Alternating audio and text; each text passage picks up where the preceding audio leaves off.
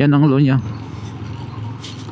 Pero pag yung nasa ilalim ng ano, ng nasa unahan, sa ilalim ng kanyang bumper,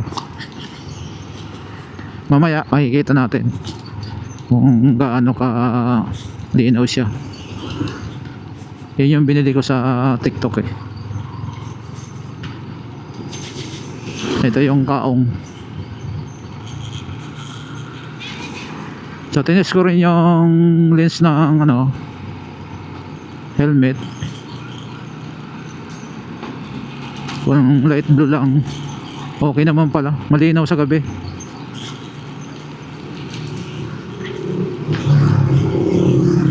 Hindi pa nakakasilaw sa mga kasalubong. Dapat pala nung umuwi akong tikaw, itong ginamit ko.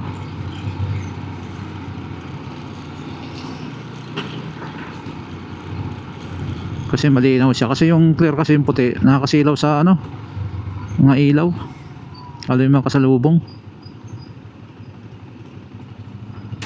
So dito tayo sa kaong.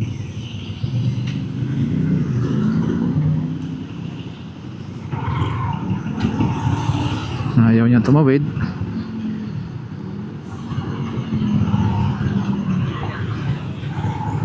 Ayaw tumawid, so diretso tayo.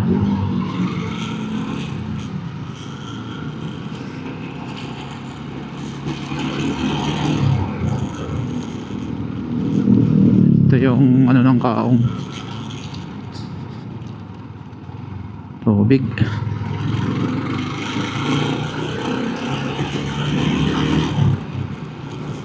Tayo sa ano ngayon,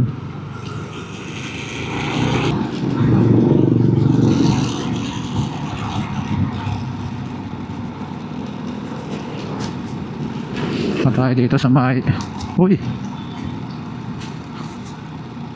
simbahan pala to.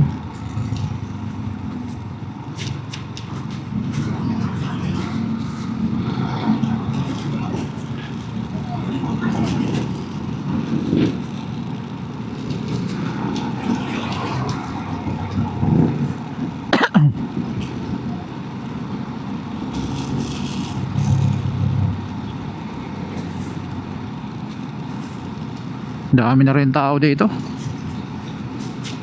sa gantong oras.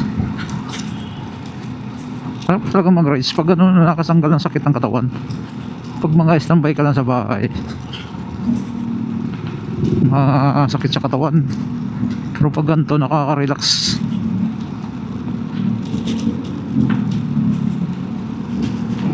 Relaxing.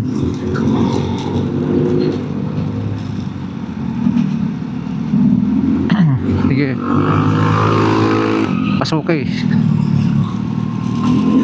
Pero alanganin yan pa eh.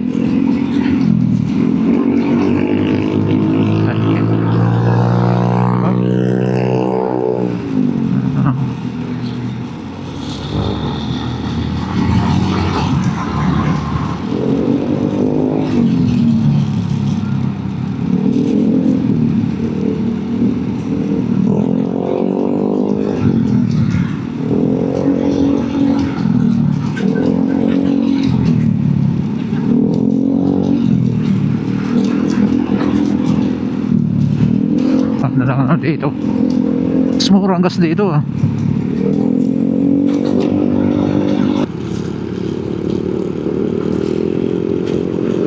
Magkakasama siguro yun mga yan.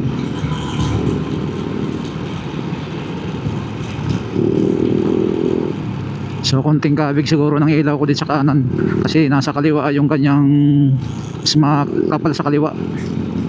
I-adjust ko na lang siya kasi yung mga kasalubong dapat sa ano yung kanan, medyo tabingi.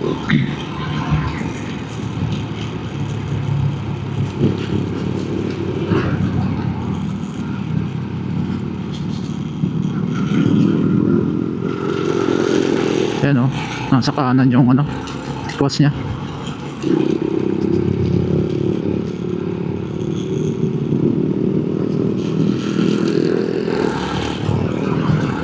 Okay lang yan.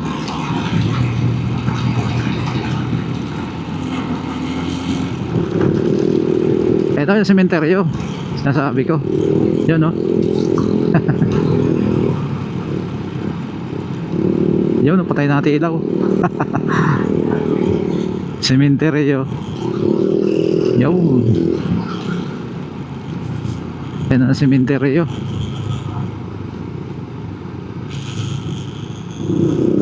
Buti maraming kasabay.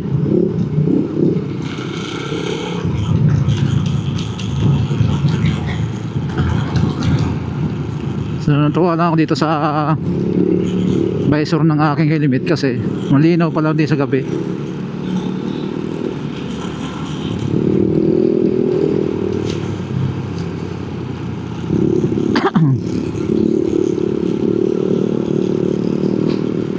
Ayan, ang linaw siya. Dalawa na. Okay, pag hinay, okay lang yan.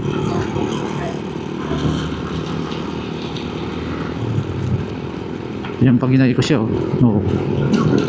Sakop lahat.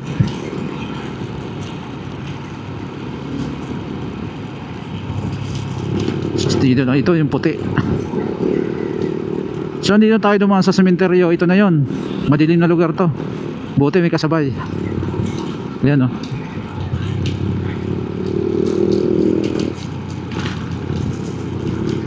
Super dilim dito.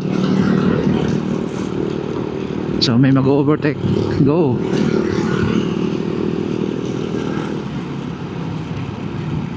Ang overtaking. Okay na.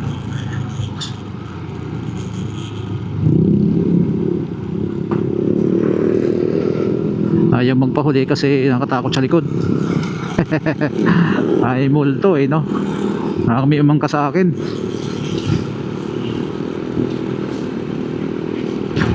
So okay lang yan, nasa gitna siya.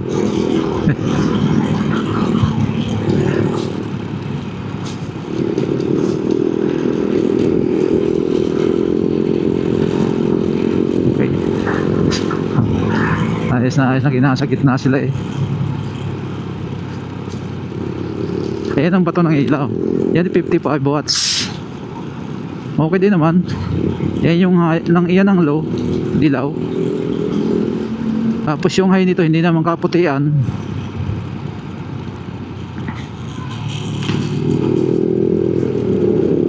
Yan.